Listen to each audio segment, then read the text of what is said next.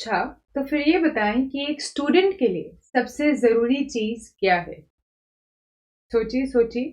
चाहे आप आर्ट के स्टूडेंट हो, चाहे मैथ्स के हो, चाहे एथलीट हो, चाहे स्पोर्ट्स में हो, आइदर वे एक स्टूडेंट के लिए सबसे ज़रूरी चीज़ क्या है? Question mark. मैं बताऊं? वो 24 घंटे पढ़ाई नहीं है। सबसे ज़रूरी चीज़ है स्लीप। मैं बहुत सारे स्टूडेंट्स को बार-बार ये समझाती हूँ कि स्लीप साइकिल आपकी मेमोरी पावर, आपकी प्रैक्टिस करने की पावर, आपकी ओवरऑल स्ट्रेंथ, पर्सनालिटी सब ग्रूम करती है। एंड सबसे ज़्यादा जो आपकी बायोलॉजिकल क्लॉक है वो स्लीप से रेगुलेट होती है।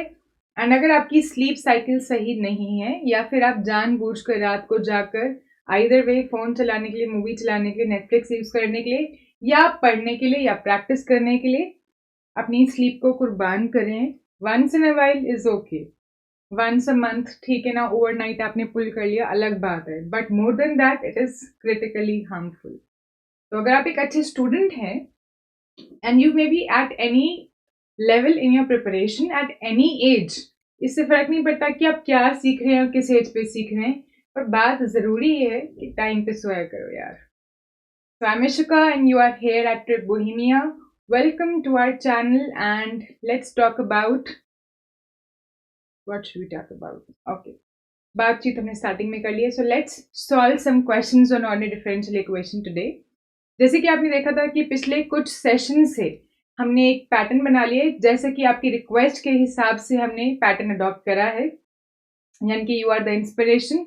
We have started collecting questions from previous year papers and clubbing them and organizing them and presenting before you and solving with you over here on the screen, ताकि आपको पता चले कि किस तरीके से एग्जाम में क्वेश्चंस आते हैं और कैसे उनको अटेम्प्ट करना है।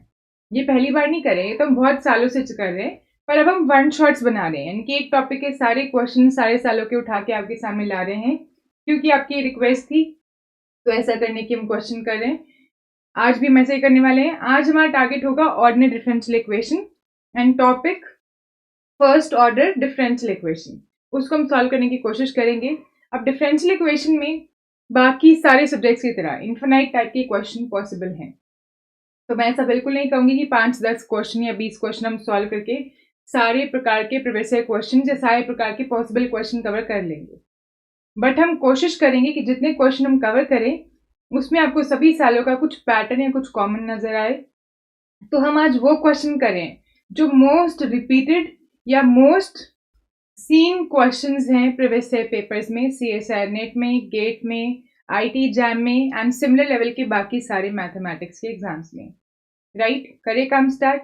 क्या आप सब एक्साइटेड हैं सीखने के लिए? पक्की बात? एक बार कंफर्म कर दीजिए कि मेरी ऑडियो वीडियो सब ठीक है, ये आपका काम है बताना। राइट, एंड ये कमेंट सेक्शन आपके पास जो है मुझे यहाँ पे नजर आ रहा है, मैं इसमें देखती रहूंगी आपके कमेंट्स के लिए, आपके लाइव रिप्लाईज के लिए, या आपके लेटर ऑन जब आप देख रहे हैं सेशन उस टाइम पे रिप्लाईज के लिए। आपने एक्टिव रहना है, मुझे बताते रहना है, और फिर क्या है, बस फिर मिलके पढ़ाई करते हैं। राइट, चलो फिर पहला क्वेश्चन। आवाज ठीक है ना? पक्की बात? बहुत बढ़िया। Let y1 and y2 be solutions of the differential equation dy by dx is equal to y plus 17 with initial conditions y1 of 0 is equal to 0 and y2 of 0 is equal to 1. तो हमने क्या देखा यहाँ पर? dy by dx is equal to y plus 17 एक differential equation given है, और हमें बता रखा है कि इसके दो सॉल्यूशंस हैं आपके पास, y1 और y2। दोनों के ऊपर कंडीशंस बता रखी है। y1 जब हम 0 पे चेक करेंगे तो उसकी वैल्यू 0 आएगी, और y2 जब 0 पे वैल्यू चेक करेंगे तो 1 आएगी। अब हमें इस गिवन इंफॉर्मेशन के बेसिस पे आंसर करना है।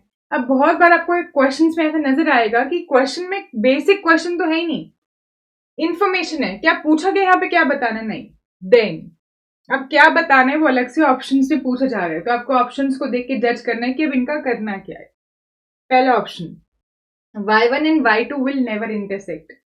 ये कह रहे हैं इस इंफॉर्मेशन पे आपको y2 और y1 ये जो दो सोल्यूशन गिवन है इनके इंटरसेक्शन की बात करनी है। पहला कहना है इनका कि ये दोनों कभी इंटरसेक्ट नहीं करेंगे। क्या आपका भी ऐसा मानना है? देखते हैं सॉल्व करके। दूसरा ऑप्शन कह रहा है दे विल इंटरसेक्ट एट 17। तीसरा option they will intersect at point E and चौथा they will intersect at 1। Now this is for us to find out. लगी काम पर? अब कैसे करेंगे, इसके तरीके क्या है? हम इसका सोल्यूशन निकाल के देख सकते हैं वो कैसा बिहेव कर रहे हैं, राइट? या फिर हम क्या कर सकते हैं, आपने क्वार्टर डिफरेंशियल इक्वेशन का कंसेप्ट पढ़ा होगा, वो भी यूज कर सकते हैं। पर यहाँ पे हम वो यूज नहीं करेंगे, उसको वहीं पे यूज करेंगे जहाँ पे उसकी बहुत ज्यादा जरूरत है, राइट? करें फिर काम स्टार्ट, सॉल्व करते हैं। कैसे करेंगे? बड़ा आसान सा डिफरेंशियल इक्वेशन है। dy y प्लस 17 को इधर ले जाते हैं, dx को इधर। वेरिएबल सेपरेबल फॉर्म में आ गया, वेरिएबल सेपरेट हो गए। अब क्या करें, अब इंटीग्रेट कर देते हैं by variable separable method. Differential equation को हम सॉल्व करें, इसका इंटीग्रेशन करेंगे तो क्या आ जाएगा, log y प्लस 17 और यहाँ पे हमारे पास आ गया x, मान लेते हैं साथ में कोई आर्बिट्री कांस्टेंट c। ठीक है, log को उधर ले जाएं क्योंकि हमें पसंद है तो उसको c1 मान लेते हैं। log उधर जाके एक्सपोनेंशियल हो जाएगा, तो y plus 17 is equal to exponential x plus c भी यहाँ पर है ना, उसको हम एक कांस्टेंट मान लेते हैं a, और यहाँ जाके माइनस 17। तो ये हमारा क्या आ गया, जनरल सॉल्यूशन। वन ऑर्डर की डिफरेंशियल इक्वेशन थी, वेरिएबल सेपरेबल से सॉल्व करी तो हमारे पास एक ऐसी इक्वेशन आ गई जिसमें एक आर्बिट्री कांस्टेंट है a, राइट? अब इसको सॉल्व तो हमने कर लिया। अब हमारे क्वेश्चन क्या पूछ रहा है, वो बोल रहा है y2 और y1 के इंटरसेक्शन के बारे में बताओ। तो y2 और y1 क्या है, y2 और y1 हमें इसी a की अलग अलग वैल्यूज पुट करने से मिलेंगे, राइट? तो हमें y2 और y1 क्या है वो कैसे पता चलेगा, इनिशियल कंडीशन इसके अंदर पुट करते जाओ। पहली कंडीशन है 0 पे 0 आना चाहिए, दूसरी कंडीशन है 0 पे 1 आना चाहिए। पहले काम, तो ax माइनस 17,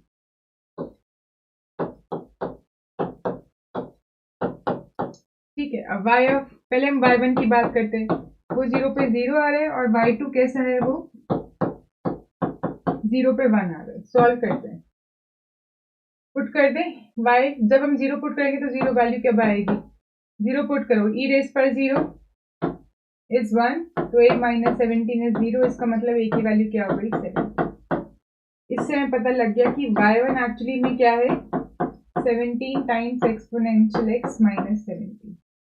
इसी तरीके से हम y2 निकाल सकते हैं, बड़ी आसान बात है निकालें। तो ये क्या आ जाएगा, 1 is equal to a minus 17, a की वैल्यू क्या आ गई, 18। Therefore y2 is 18 exponential x minus 17। ठीक है, अब दोनों कर्व्स आ गए, अब इनकी इंटरसेक्शन की बात करनी है। अब ये दोनों इंटरसेक्ट करते हैं नहीं, इसको निकालने के बहुत तरीके हैं। ग्राफिकली भी आप जा सकते हैं, आपको अगर डायरेक्ट अप्रोच पता है तो उससे भी जा सकते हैं, या फिर हम वो करेंगे जो हम बचपन में करते थे। हमें देखना है कि कहाँ पे इंटरसेक्ट करते हैं कहाँ पे नहीं, हम इन दोनों की इक्वेशन को इक्वेट कर देंगे। तो इनको जबरदस्ती इक्वेट कर दो टू चेक कि कौन से पॉइंट है जिन पे इनकी सेम वैल्यू आएगी। इंटरसेक्शन मतलब पॉइंट ऑफ कॉमन वैल्यू, तो कॉमन वैल्यू की हम इनको इक्वेट करें। 17ex minus 17 is equal to 18ex minus 17। Minus 17 और माइनस 17 कैंसिल, ठीक है। अब देखो बचा क्या हमारे पास, 17ex और यहाँ पे 18ex। अगर मैं ex और dx कैंसिल कर दूँ तभी पॉसिबल है जब वैल्यू 0 ना ले और ये वैल्यू 0 नहीं लेता, तो क्या 17 और 18 तो भी बराबर हो पाएंगे, नहीं। यानी कि भी राइट होता कॉन्ट्रडिक्शन, ये कभी पॉसिबल ही नहीं हो पा रहा कि ये दोनों इक्वल हो, ये कभी इक्वल नहीं होंगे, नेवर पॉसिबल। और अगर ये कभी पॉसिबल नहीं है, इनकी कोई भी कॉमन पॉइंट्स ही आएंगे, इनकी कभी भी इंटरसेक्शन इनका नहीं होगा। So the option A, y and y2 will never intersect is correct. Solution पे नजर डालो, कोई दिक्कत तो नहीं है, सही है। ये ऑप्शन को यहाँ पे आपने सिलेक्ट कर लेना है, टिक कर दें। इजी टू अंडरस्टैंड, कोई दिक्कत है तो पूछ सकते हो वरना आगे चलते हैं। तो आपने देखा ये एक टाइप का क्वेश्चन जिसमें दो सॉल्यूशंस आपको बता रखे हैं बेस्ड ऑन इनिशियल कंडीशंस, एक इनिशियल वैल्यू प्रॉब्लम गिवन है और उनके इंटरसेक्शन का पूछने। अब यहाँ पे सॉल्यूशन के बारे में कुछ भी एक्चुअल में नहीं पूछा गया है डायरेक्टली, आपको नहीं कहा है कि सॉल्यूशन निकालो, कहीं पे लिखा है जनरल सॉल्यूशन निकालो, नहीं। कहीं पे लिखा है इनिशियल वैल्यू प्रॉब्लम में सॉल्व करो, नहीं। पर इनडायरेक्टली ऑप्शंस ने आपको बताया कि कैसे क्वेश्चन को अप्रोच करना है। तो डिफरेंशियल इक्वेशन का क्वेश्चन है तो मेजरली आपको उसमें डिफरेंशियल इक्वेशन सॉल्व करने का काम स्ट्राइक करेगा, पर बहुत सारे ऐसे क्वेश्चन है जिसमें उसकी जरूरत भी नहीं पड़ेगी, पर वो अलग टॉपिक्स में आते हैं जैसे कि रॉन्स्किन में एंड सो ऑन। पर ज्यादातर विदाउट सम टॉपिक्स लाइक रॉन्स्किन या इंडिपेंडेंस या डिपेंडेंस पूछने, ज्यादातर डिफरेंशियल इक्वेशन के क्वेश्चन में डिफरेंशियल इक्वेशन सॉल्व करने की कहीं ना कहीं जरूरत पड़ेगी। तो ये तो कॉमन सी बात है, इस पर आपने ध्यान देना है। पर अलग अलग तरीके से इस बात को पूछा जा सकता है ना, कान को ऐसे पकड़ने की जगह ऐसे जाके पकड़ लो, वैसी बड़ी बात है, राइट। क्वेश्चन नंबर 2 पर चले। Question number 2 for all of you. आपको मालूम है जब भी हम क्वेश्चन करते हैं हम हर क्वेश्चन को MSQ मान के चलते हैं, मल्टीपल सिलेक्ट क्वेश्चन मान के चलते हैं। मल्टीपल सिलेक्ट मतलब एक या एक से ज्यादा ऑप्शन भी ठीक हो सकते हैं। अदरवाइज अगर आप ऑब्जेक्टिव टाइप एग्जाम देंगे तो आपके एग्जाम में 4 ऑप्शन में से एक ठीक होगा अगर वो MCQ टाइप है, मल्टीपल चॉइस। 4 में से एक से ज्यादा ठीक हो सकते हैं अगर वो मल्टीपल सिलेक्ट क्वेश्चन है, या वो न्यूमेरिकल आंसर टाइप क्वेश्चन हो सकते हैं NAT जिसमें एक फिल इन द ब्लैंक है, ब्लैंक फिल करना है। हम सारे क्वेश्चन को MSQ मान के चलते हैं। अगर मैंने यहाँ पे कोई क्वेश्चन उठाया जो एग्जाम में NAT की फॉर्म में आया है या MCQ के फॉर्म में आया, मैंने उसको भी MSQ में कन्वर्ट कर दिया ताकि आपको चारों ऑप्शन के बारे में सोचना पड़े। Got it? A very nice question. Consider the ordinary differential equation on R। R मतलब set of real numbers. y dash x is equal to f of y of x। अब ऐसे क्वेश्चन भी आते हैं जिसमें आर्बिट्ररी फंक्शंस होते हैं। अगर आप ध्यान दो तो यहाँ पे एक f फंक्शन आर्बिट्ररी है जिसके बारे में यहाँ तक अभी तक कुछ भी नहीं बताए थे, right? If f is an even function and y is an odd function then। अब बोल रहे हैं कि अगर f कोई इवन फंक्शन है और y कोई ऑड फंक्शन है तो बताओ, क्या बताओ? वो तो फिर से नहीं बताया, तो बताओ क्या बताना है, नीचे ऑप्शन से पता चलेगा, ठीक है ना? हमें क्या बताया अभी कि f कैसा फंक्शन है, इवन फंक्शन है, और y कैसा फंक्शन है, ऑड फंक्शन। इससे पहले कि मैं आगे चलूं क्वेश्चन एक्सप्लेन करते हैं एक दूसरे को, तो आप मुझे बता सकते हैं कि कमेंट करके इवन फंक्शन किसे कहते हैं और ऑड फंक्शन किसे कहते हैं। What do you mean by even function here and odd function? आपने पढ़ा होगा ऑड फंक्शन मतलब जो ऐसा बिहेव करे कि अगर उसमें मैं माइनस ऑफ x डाल दूंगी तो उसमें माइनस वैल्यू बाहर आ जाएगी, रिटेन हो जाएगी। जो माइनस को रिटेन करता है ना उसे क्या कह देंगे, ऑड। ऐसे इवन किसे कहते हैं, जो माइनस को नलिफाई कर देता है। f यहाँ पे इवन है, यानी कि अगर मैं उसमें x की जगह माइनस एक्स डालूंगी तो भी उसकी वैल्यू fx ही आ जाएगी, यानी कि उसमें अंदर नेगेटिव डालने से कोई फर्क नहीं पड़ता। ये थोड़ा सा एब्सोल्यूट जैसी काम करेगा, एब्सोल्यूट फंक्शन जैसे, मॉडुलस फंक्शन जैसा, या स्क्वायर फंक्शन, या है ना कोई भी क्वाड्रेटिक वाले फंक्शन जैसा जिसमें आपका माइनस साइन नलिफाई हो रहा है। तो ये इन्फॉर्मेशन अभी तक क्वेश्चन में गिवन है। अब करना क्या है वो फिर से ऑप्शन बताएंगे। ऑप्शन के पास चलते हैं। Minus Y minus X is also solution. ये बता रहे हैं अगर ये y जो है ये कंडीशन सेटिस्फाई कर रहा है तो ये भी इसका सोल्यूशन हो जाएगा। ऑल्सो क्यों लिखा है कोई मुझे बताएगा कमेंट करके? क्योंकि अगर आप ध्यान दे तो ऑब्वियसली y ऑफ x तो इसको सेटिस्फाई कर ही रहा है ना। करके देखो, LHS क्या है, y dash x, RHS f of y of x satisfies, so y of x is a solution, right? अगर y of x एक सोल्यूशन है जो यहाँ पे कहीं लिखा पर ऑब्वियस बात है, तो इसके अलावा और कौन सा सोल्यूशन हो जाएगा? तो पहले आप बोल रहे हैं माइनस वाई माइनस एक्स, फिर ऐसे माइनस के साथ हेरा फेरी कर रहे हैं। आपको इन सबको क्या करना है, इस इक्वेशन में पुट करते जाना है, LHS RHS कंपेयर करते जाना है और देखना है कब बराबर आए। बच्चों वाला काम है, राइट? करें काम स्टार्ट। अब हम ओरली कर सकते हैं इसको। देखो पहला ऑप्शन देखो, हम ओरली करेंगे, ठीक है ना? बस एक ऑप्शन लिख के कर लेते ताकि आपके दिमाग में बड़े ओरल क्वेश्चन है। पहला ऑप्शन है माइनस वाई माइनस एक्स। अब ये LHS है हमारा और ये हमारा RHS है। हमें देखना है कि ये दोनों इक्वल आनी चाहिए हर केस में। अगर ऐसा होगा तो ऑप्शन को हम टिक कर देंगे। तो पहला केस हमारा ऑप्शन नंबर E है, माइनस वाई माइनस एक्स। तो हमें क्या करना है, LHS में भी पुट करना है, RHS में भी। LHS में पुट करो तो क्या आएगा, हमें y की जगह पुट करना है। यहाँ पे y का डेरिवेटिव है, हम इसका डेरिवेटिव लेंगे, तो माइनस वाई माइनस एक्स का डेरिवेटिव लेते हैं, ठीक है? अब y कैसा फंक्शन है हमें बता रखा है, y कैसा फंक्शन है, ऑड फंक्शन है, इसका माइनस साइन बाहर आएगा, यानी कि अगर y माइनस एक्स है तो क्या बन जाएगा, एक माइनस पहले से था, एक माइनस और आ गया y ऑफ x। ये कैसे पता चला, क्वेश्चन में गिवन था कि ऑड फंक्शन है, ठीक है? दो माइनस साइन हो गए, नलिफाई कर देंगे एक दूसरे को, तो ये क्या बच गया, y डैश। तो RHS तो y डैश ही आ गया। अब RHS LHS तो y डैश ही आ गया। RHS देखना है, RHS क्या आएगा,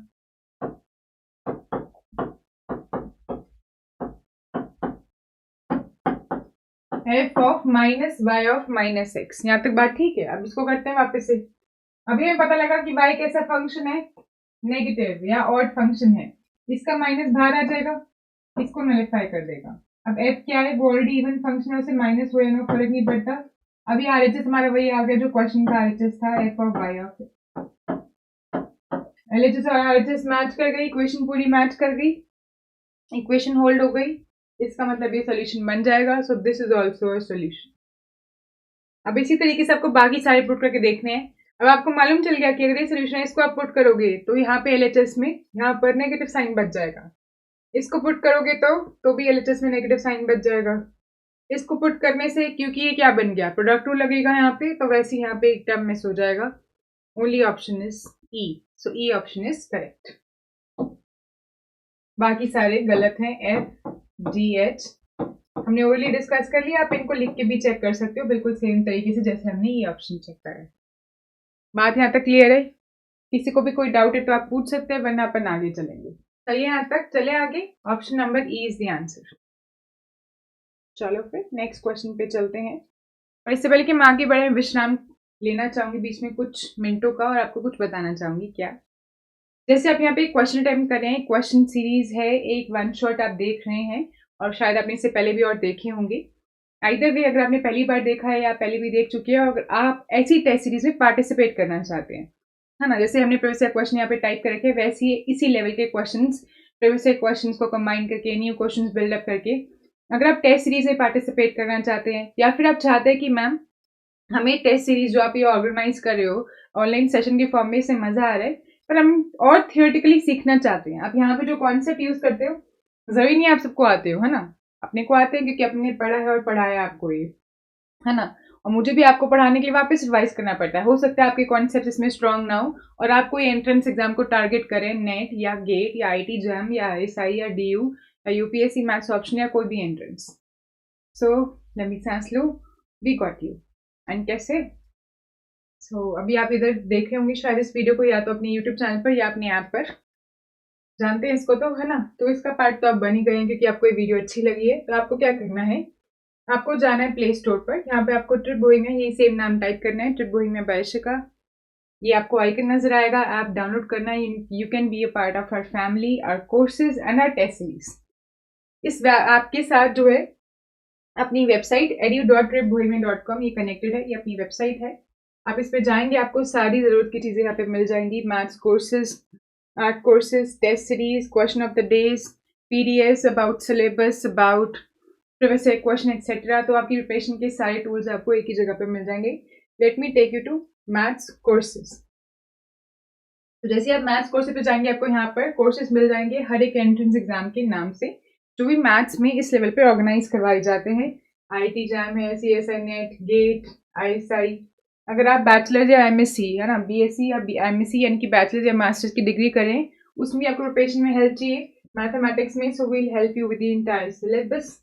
इसके अलावा अगर आप गवर्नमेंट रिक्रूटमेंट एग्जाम्स दे रहे हैं, जैसे कि कोई टीजीटी, पीजीटी लेवल पे, केवीएस, टेट, एसएससी, सीएचएसएल या सीजीएल की प्रिपरेशन कर रहे हैं, इन सब में मैथमेटिक्स वाले पोर्शन में आपको मदद करने के लिए हम मौजूद हैं. सीईटी अगर आप दे रहे हैं अंडर ग्रेजुएट या पोस्ट ग्रेजुएट लेवल पर, एंड सो ऑन. इस तरीके से सभी एग्जाम्स में या सब्जेक्ट वाइज, सपोज आपके बाकी सब्जेक्ट स्ट्रॉन्ग है, आपको लगता है एक ही सब्जेक्ट कम अच्छा है, एक मेहनत की और जरूरत है, तो सब्जेक्ट वाइज कोर्सेज भी आपके लिए अवेलेबल हैं. तो I hope you can see over है कि ये आपको ऑलमोस्ट बच जाने के लिए हमने कोर्सेज बनाए हैं. अगर आपको लगता है कि प्रिपरेशन में हेल्प चाहिए, so this is where you can come, right. And बाकी की डिटेल्स अगर आपको इसके बारे में कुछ भी जाननी है, तो कमेंट सेक्शन में आपको सारे लिंक्स मिल जाएंगे वेबसाइट के, ऐप डाउनलोड करने के, टेस्ट सीरीज के. उसके अलावा कुछ भी आपको और पूछना है तो comment section is all yours. Let's get back two questions. Consider the ordinary differential equation आपके सामने गिवन है. अब इस डिफरेंशियल इक्वेशन को ऑटोनॉमस डिफरेंशियल इक्वेशन कहते हैं. आप सबने सुना हो, अगर आप सबने मेरे साथ पढ़ाई करी है, अदरवाइज भी हो सकता है आपने सुना हो. इसकी खास बात ये होती है कि इसका सॉल्व कैसे करना है, उसके बड़े आसान तरीके होते हैं. आप इस क्वेश्चन को बिना सॉल्व करे मैनेज कर सकते हो. मैंने कहा था ना, कुछ क्वेश्चंस में सॉल्व करने की जरूरत ही नहीं पड़ती. This is one of that type, ठीक है. ऑल्दो इसको देख के ऐसा नजर आएगा कि सॉल्व करना पड़ेगा, पर हम बिना सॉल्व करे करेंगे इस क्वेश्चन को. क्वेश्चन आगे पढ़ते हैं. Which of the following statement is true. फिर से इन्होंने सिर्फ एक डिफरेंशियल इक्वेशन दी है क्वेश्चन में, बाकी सब कुछ ऑप्शंस के भरोसे छोड़ दिया है. अब ऑप्शन पढ़ते हैं. पहला option, if y of 0 is equal to 0.5 then y is decreasing. ये बता रहे हैं कि अगर y इसका सोल्यूशन है तो उसमें अगर 0 पुट करेंगे और ऐसा करने से अगर 0.5 आ रहा है तो y एक डिक्रीजिंग फंक्शन बन जाएगा. तो आप सोच रहे होगे यार ये हम कैसे बता सकते हैं, इसके लिए तो हमें सोल्यूशन निकालना पड़ेगा, y of 0 पुट करना पड़ेगा, arbitrary constant c a b जो भी आप लोगे उसकी वैल्यू निकालनी पड़ेगी, फिर उसकी नेचर देखनी पड़ेगी, डिटरमाइन करनी पड़ेगी कि वो डिक्रीजिंग है, इंक्रीजिंग है, या बाउंडेड है या अनबाउंडेड है, कैसा है, राइट. तो अब हम ऐसा नहीं करेंगे. हम कैसे करेंगे, we'll approach it graphically without actually finding the solution but only working on the area or region of solution, right. क्या करेंगे, इसे ऑटोनॉमस कहते हैं अगर डिफरेंशियल इक्वेशन इस टाइप की है, dy by dx is equal to any function of y। तो सिर्फ y की फंक्शन है तो ऑटोनॉमस डिफरेंशियल इक्वेशन ही बन गई है। हमें क्या करना है, इसको फैक्टराइज करना है। हमारे लिए क्वेश्चन में ऑलरेडी फैक्टराइज है, इसकी हेल्प से क्या करेंगे, वील प्लॉट अ ग्राफ।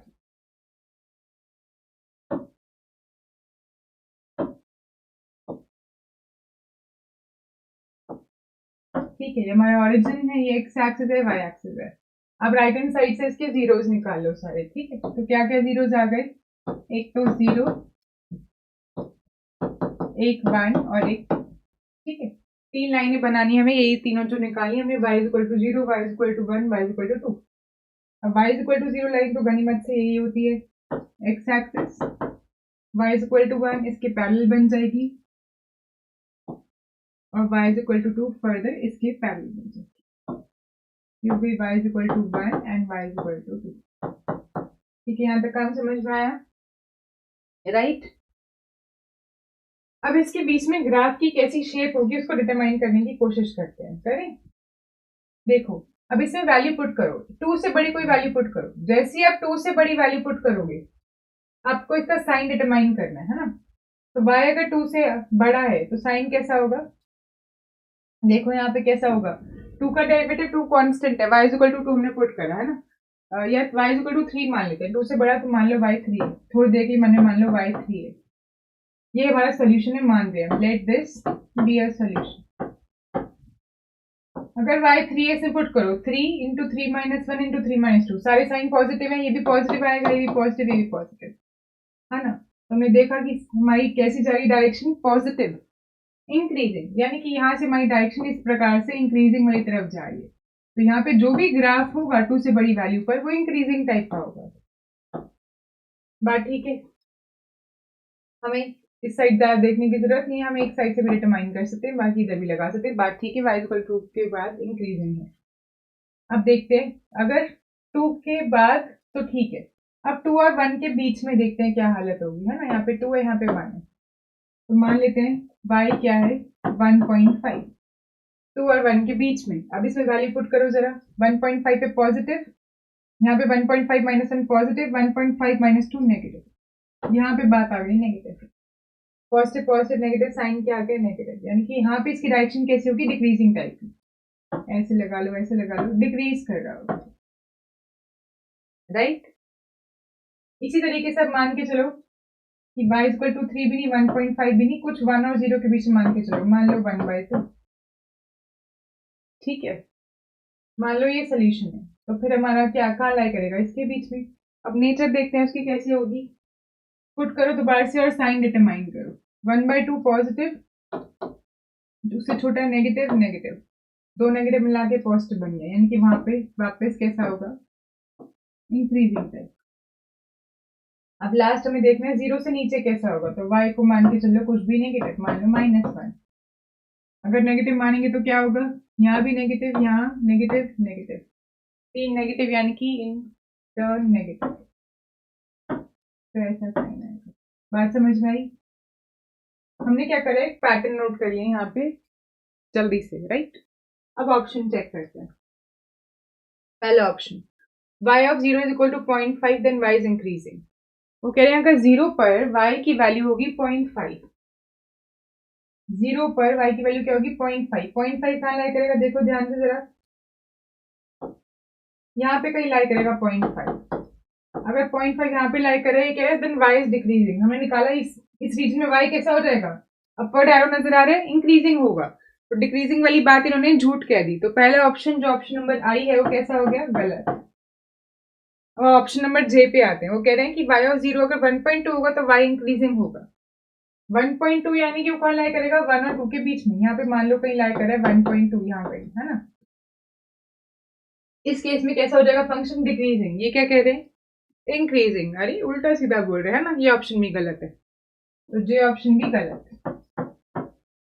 अगला देखते हैं ऑप्शन नंबर के, अगर y of 0 is 2.5 then y is unbounded. अगर 2.5 है, 2.5 यानी कि 2 से ज्यादा, इसका मतलब ये जो ग्राफ है ये 2 से लोअर बाउंड तो इसका है ना, लोअर लिमिट तो है 2, पर अपर लिमिट इसकी कैसी है, अनबाउंडेड है, यानी कि इन्फिनिटी तक इंक्रीज कर सकता है, तो ग्राफ अनबाउंडेड हो जाएगा, बात बिल्कुल ठीक। ये ऑप्शन इज करेक्ट। अब देखते हैं last option, option number L. If y of 0 is negative less than 0 यानी कि negative, then y is a bounded below function. अगर नेगेटिव है, यहाँ पे होगा कहीं नेगेटिव कोई भी, उस केस में कैसा होगा, डिक्रीजिंग। आपको पता लग रहा होगा कि इसका अपर बाउंड तो है 0 पर डिक्रीजिंग है ना, तो लोअर बाउंड नहीं है कोई भी, और ये बोल रहा है बाउंडेड बिलो होगा। पर बाउंडेड बिलो आपको कहीं से नजर आ रहा है, यहाँ पे देखो, नहीं, माइनस इन्फिनिटी तक भी जा सकता है। Therefore, option number L is also not correct. Hence, we will say that option number L भी सही नहीं है. Only option correct is option number K. Right? चले आगे, ये बात एकदम क्लियर है। इसके डिटेल में अगर आपको और जानना है, अगर आपको मेथड अच्छे से नहीं आता है, तो हमने ऑटोनॉमस डिफरेंशियल इक्वेशन की बात करी है अलग से वीडियो में। उस वीडियो का लिंक आपको ऊपर यहाँ पे नजर आ रहा होगा कनेक्टेड लिंक्स में, या फिर आप कमेंट बॉक्स में देख सकते हैं, राइट, या डिस्क्रिप्शन बॉक्स में भी देख सकते हैं, सब जगह मिल जाएगा। नेक्स्ट क्वेश्चन पे चलें। So this is our next question. Question number 4. A very good question. अब singular integral of ordinary differential equation हमें बताना है। डिफरेंशियल इक्वेशन गिवन है, हमने सोल्यूशन के 3 टाइप्स पढ़े हुए ऑर्डिनरी डिफरेंशियल इक्वेशन पढ़ते हुए, आपने ये पढ़े होंगे general solution, particular solution, singular solution. General solution differential equation को सॉल्व करने से आता है, जिन मेथड्स को हमने पढ़ा है उसके बाद। जनरल सोल्यूशन ऐसा सोल्यूशन होता है जिसमें उतने आर्बिट्री कांस्टेंट होते हैं जितने की डिफरेंशियल इक्वेशन का ऑर्डर है, राइट। पर्टिकुलर सोल्यूशन क्या होता है, पर्टिकुलर सोल्यूशन जनरल सोल्यूशन में कोई आर्बिट्री कांस्टेंट की वैल्यू पुट करने से आता है, और सिंगुलर सोल्यूशन जनरल सोल्यूशन से ऑब्टेन डायरेक्टली नहीं हो सकता कांस्टेंट की वैल्यू पुट करने से, बल्कि singular solution actually an envelope to the family of curves that form the general solution. ये बेसिक जानकारी जो मैं मान के चलती हूँ आप सबको मालूम होगी, तभी आप इस क्वेश्चन को आगे कर पाएंगे, राइट। तो इसका मतलब इसको सॉल्व तो नहीं करना है, क्योंकि जनरल सोल्यूशन तो नहीं निकालने की जरूरत है, हमें क्या चाहिए, सिंगुलर सोल्यूशन। मैंने इसका शॉर्टकट आपको सिखाया हुआ है कि जब भी किसी भी डिफरेंशियल इक्वेशन का सिंगुलर सोल्यूशन निकालना है, तो पता है क्या करो, डिफरेंशियल इक्वेशन में से फैक्टर्स उठाओ, ये एक फैक्टर है, ये एक फैक्टर है, फैक्टर को सॉल्व करने की कोशिश करो, और जो भी उस फैक्टर्स के सोल्यूशन होंगे ना, ज्यादातर वही सिंगुलर सोल्यूशन बन जाते हैं, क्योंकि आप इसको सॉल्व करोगे तो जो फैक्टर के सोल्यूशन है वो सोल्यूशंस नहीं आएंगे जनरल सोल्यूशन के, राइट। तो ऐसा ही करते हैं, शॉर्टकट है, मैंने आपको इसके बहुत सारे शॉर्टकट सिखाए हैं, this is one of them. तो ये वाले फैक्टर है ना, अलग अलग लेते हैं। एक फैक्टर तो है एक्स स्क्वायर, कलर चेंज कर लेते हैं। एक फैक्टर है एक्स स्क्वायर और दूसरा फैक्टर है X square minus Y square. इनको अलग अलग जीरो पुट करके देखो और देखो बात बनती है। यहां से क्या आया, एक्स इज इक्वल टू 0, और यहां से क्या आएगा, एक्स या तो प्लस वाई या माइनस वाई। ये दो पॉसिबिलिटीज है हमारे पास आई है। मैंने आपको बताया हिडन ट्रायल है, अगर इनमें से कोई सेटिस्फाई करेगा तब हो सकता है। अभी देखो सेटिस्फाई करता है नहीं। एक्स इज इक्वल टू 0 इस इक्वेशन में पुट करो और देखो एलएचएस आरएचएस बराबर आ रहे हैं कि नहीं। राइट में पुट करेंगे एक्स इज इक्वल टू 0, पूरा 0 हो गया। लेफ्ट में पुट करते हैं, एक्स 0 पुट करेंगे तो यहाँ पे क्या आ जाएगा, वाई स्क्वायर, इनकी क्या आ गया, Y square is equal to 0, ठीक है ना। तो अगर हमने एग्जिट पूरा करा तो y हमारे पास क्या आ गया, वाई स्क्वायर 0, यानी कि y 0 आ गया, यानी कि हमारे पास क्या, हमारे पास ये जरूरी है कि हमेशा y 0, जरूरी है कि हमेशा ट्रिवियल सोल्यूशन ही आए, जरूरी नहीं होना चाहिए। इसका मतलब ये सिंगुलर सोल्यूशन नहीं हो सकता। अब x plus minus Y put करो, एलएचएस आरएचएस बराबर आना चाहिए। x plus minus Y put करेंगे, यहाँ पे 0 आएगा, और यहाँ पे x plus minus Y put करो तो यहाँ पे क्या आ जाएगा, y into Y dash minus Y, है ना। और y की वैल्यू क्या है, x है, तो फिर ये भी क्या बन गया, 0। एलएचएस एंड आरएचएस बोथ 0, यानी कि यहाँ पे बात सेटिस्फाई हो गई, तो ये हमारे सिंगुलर सोल्यूशन बन जाएंगे। तो ये दो सिंगुलर सोल्यूशन हमें मिल गए हैं। अब ऑप्शन में से चेक कर लो कोई इसमें से गिवन है क्या, ये नजर आ रहा है आपको, oh option y is equal to x, hence done. तो शॉर्टकट कभी कभी बढ़िया काम आ जाते हैं, पर मैंने आपको बताया है बहुत बार, option number O is correct. Singular solution निकालने का काम हमेशा हिट एंड ट्रायल का होता है, तो अगर ये मेथड काम नहीं करा तो बाकी मेथड जो हमने पढ़े उनसे काम करेंगे, और लास्ट केस में अगर कोई मेथड हमारा जो शॉर्टकट वाला है वो काम नहीं करता है, फिर जनरल सोल्यूशन निकालना ही पड़ेगा। फिर जनरल सोल्यूशन का आपको निकालने के बाद उसका क्या निकालना पड़ेगा, आपको एनवेलप निकालना पड़ेगा, तो थोड़ा सा लेंदी काम हो जाएगा और फिर वो निकलेगा सिंगुलर सोल्यूशन। उस केस में आप क्या करोगे, उस केस में अगर आपको लगता है कि वो लेंदी जा रहा है क्वेश्चन, तो आप इसको थोड़ा सा होल्ड पे लगा के एग्जाम के लास्ट में सॉल्व कर सकते हो, सॉल्व तो हो ही जाएगा, बस थोड़ा ज्यादा हो जाएगा, राइट। चले आगे, यहाँ पर आसानी से आंसर आ गया, option number O is correct. Next question, फिर आप सबके सामने आपका अगला प्रश्न, देखते हैं क्या कहता है। Consider the differential equation x minus 1 y double dash plus x y dash plus 1 by x y is equal to 0। एक डिफरेंशियल इक्वेशन आपके पास गिवन है। अब दोबारा से यहाँ पे कुछ पूछा नहीं गया, ऑप्शंस बताएंगे आपको क्या करना है। x is equal to 1 is the singular point, only singular point x equal to 1 है, यानी कि ये सिंगुलर पॉइंट है और कोई सिंगुलर पॉइंट नहीं है। x equal to 0 is only singular point, यानी कि सिर्फ यही सिंगुलर पॉइंट है और कोई सिंगुलर पॉइंट नहीं है। दोनों ये सिंगुलर पॉइंट है या फिर दोनों ही नहीं है। ये चार ऑप्शंस हैं। तो आपको ऑप्शंस पढ़ के पता लगा कि बेसिकली हमें ये काम करना है कि हमें चेक करना है, to check if 0 and 1 are singular points of given differential equation or not। ये हमें चेक करना है। अब आपका यहाँ पे सवाल हो सकता है कि मैम सिंगुलर पॉइंट होता क्या है, हो सकता है आपको ना पता, आपको याद दिलाते। अगर बेटा हम डिफरेंशियल इक्वेशन कभी भी सॉल्व करें, अब जैसे कि सेकेंड ऑर्डर डिफरेंशियल इक्वेशन है, तो सॉल्व करते वक्त हमेशा हम ये लेट करते हैं कि हमारे जो कोफिशिएंट्स हैं वो कॉन्टिन्यूस फंक्शन होने चाहिए, वरना डिफरेंशियल इक्वेशन सॉल्व कैसे होगी और बनेगी कैसे। इनका कॉन्टिन्यूस और वेल डिफाइंड होना जरूरी है एक डोमेन पर, उसी डोमेन पे उसका सोल्यूशन निकाल सकते हैं। अगर कुछ ऐसे पॉइंट्स मिल रहे हैं जहाँ पे वो वेल डिफाइंड नहीं हो रहे तो उनको हम सिंगुलर पॉइंट कह देते हैं। ठीक है, अब ध्यान दो, अगर आप उस पूरी डिफरेंशियल इक्वेशन को देखोगे, इसमें तो डिफाइन होने में कोई दिक्कत नहीं है, ये हर पॉइंट पे डिफाइन हो सकता है, इसमें भी नहीं है। इसको ध्यान से देखो, यहाँ पे नीचे 1 by x नजर आ रहा है आपको, तो आप में सब देखेंगे कि यार ये 1 by x कहाँ से आ गया। जैसे ही 1 by x आया, हमें मालूम है कि डिनोमिनेटर में कभी 0 नहीं आना चाहिए, यानी कि x नॉन जीरो होना चाहिए। इसका मतलब x इज इक्वल टू 0 क्या बन गया, एक सिंगुलर पॉइंट बन गया। तो एक सिंगुलर पॉइंट, तो x इक्वल टू 0 हमें मिल गया। इसका मतलब अगर कोई आपसे कहे कि neither x equal to 0 nor x equal to 1 is a singular point, तो बात तो गलत हो जाएगी, क्योंकि हमने अभी चेक कर लिया कि x इक्वल टू 0 तो सिंगुलर पॉइंट है। तो टी ऑप्शन तो इस बात पे गलत हो गया। अब बाकी तीन ऑप्शन देखने हैं। ये कह रहा है x equal to 1 is the only singular point, यानी कि कोई और है नहीं इसमें। अब 0 की बातचीत भी करी जा रही है, यही दिमाग लगाना है हमें कि 0 1 इनके बारे में क्या सोचना है ना। अब ध्यान दो, डिफरेंशियल इक्वेशन सॉल्व अगर हम कर रहे हैं तो बहुत बड़ा डिफरेंशियल इक्वेशन में आप देखोगे कि हमें क्या चाहिए होता है, वाई डबल डैश का कोफिशिएंट 1 चाहिए होता है। हम सॉल्व करते हुए इसको नीचे लेकर आएंगे। डिफरेंशियल इक्वेशन कैसी बन जाएगी, Y double dash dividing the entire differential equation by x minus 1, x upon x minus 1 Y dash plus 1 upon x into x minus 1 y is equal to 0 बन सकती है ऐसी, राइट। अब देखो नीचे फैक्टर क्या आ गया, x माइनस 1 भी फैक्टर है, x भी है, यानी कि यहाँ पे x 0 और x 1 दोनों ही पॉसिबिलिटीज नहीं है, तभी डिफरेंशियल इक्वेशन सॉल्व हो पाएगी। इसका मतलब ये दोनों ही क्या बन गए हमारे सिंगुलर पॉइंट्स। तो 0 and 1 both are singular points, option number S is correct. दोनों ही सिंगुलर पॉइंट है। अब बच्चे क्या करते हैं, ओनली 0 पे टिक कर आए थे बहुत सारे स्टूडेंट्स, प्रीवियस ईयर क्वेश्चन ही करे हम सारे, राइट, क्योंकि उनको दिख रहा था कि यार इसमें तो बस 1 by x की दिक्कत आ रही है, क्वेश्चन खत्म करा। तो ऐसा छोटी सी बात में आसान क्वेश्चन में भी गलती कर सकते हो।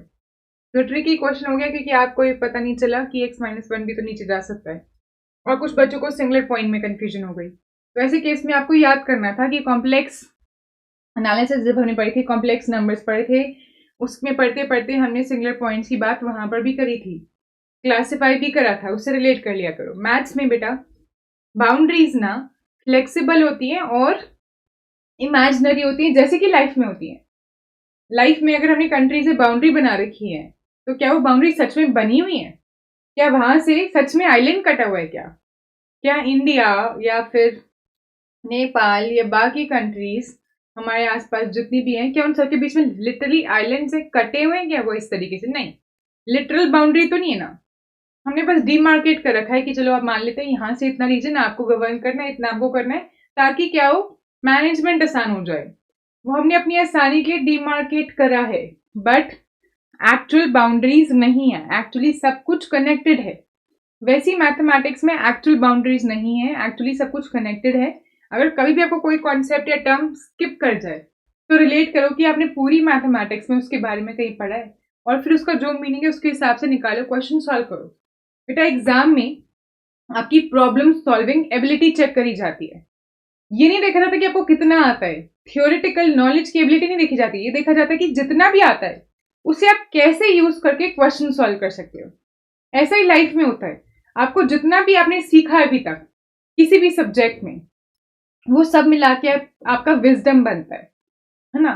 आप कितने वाइज हो आपके एक्सपीरियंसेस बताते हैं। चाहे आपका कैसा भी लाइफ रही हो, चाहे आपकी कितने भी सिचुएशन जैसी रही हो, चाहे आपने ज्यादा एजुकेशन ली हो या ना ली हो, डिपेंड क्या करता है कि आप उन सब नॉलेज का किस तरीके से इस्तेमाल करते हैं, राइट। तो आई होप आज के सेशन में आपको बहुत मजा आया हो, सीखने को मिला हो। ऐसे और सेशंस के लिए आपको क्या करना है, इस चैनल को सब्सक्राइब कर लेना है अगर आप इस सेशन को यूट्यूब पर देख रहे हैं, और अगर आप इसे ऐप पे देख रहे हैं तो आप ऑलरेडी हमारी फैमिली का एक इंटीग्रल हिस्सा बन चुके होंगे, तभी आपको सेशन नजर आ रहा है। तो you are most welcome to continue being a part of our family. एक बात याद रखना कि अगर आप हमारी फैमिली का एक बार हिस्सा बन गए तो you are there to learn for life long. तो ऐसा नहीं कि जितने टाइम के लिए आप इस कोर्स में एनरोल्ड हैं या जितने टाइम के लिए आप चैनल को सब्सक्राइब करके रखें तब तक के लिए आप फैमिली का हिस्सा हैं। आप कभी भी सीखना चाहें, you most welcome to be here. आप कभी भी सीखते सीखते आपको कोई डाउट आए तो कमेंट बॉक्स आपका है, विच इज द क्या कहते हैं fastest mode of communication with me. Otherwise we also have other channels, WhatsApp channel, we have Instagram pages, we have Twitter account handle, etc., Facebook handle, Facebook page. So you can connect with us all over, everywhere, on thread and everything, all those social media icons.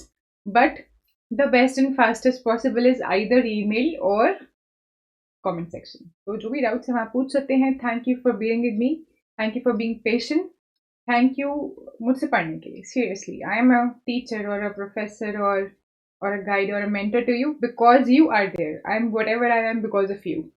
तो आप मेरे से समझ पाते हैं, मेरे से सीख पाते हैं, मैं इस बात की बहुत शुक्रगुजार हूँ आपका भी, और इस ग्रेट पावर का जिसके चक्कर में इतना कुछ आपको समझा पा रही हूँ। Thank you so much, thank you for being a part of this family, and trip Bohemia signing off. Tata.